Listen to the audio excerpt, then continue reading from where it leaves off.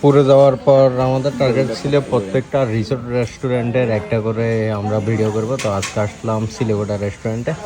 এখানে আছে আলু ভর্তা, রায়ের শাক এবং গরুর মাংস।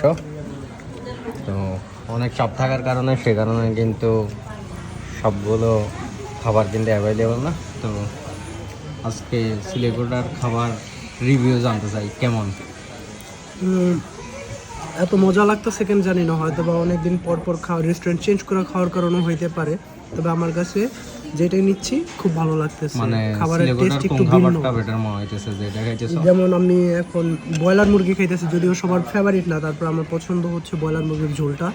আর হচ্ছে গিয়ে এটা কি শাক জানি না, তবে শাকটা রায়ের ভালো। শাক। হ্যাঁ, তো আমরা খাইতেছি গরুর মাংস। এবারে আপনারা যারাই আসবেন অবশ্যই সিলেগোটায় ট্রাই করতে পারেন একবেলা হলেও।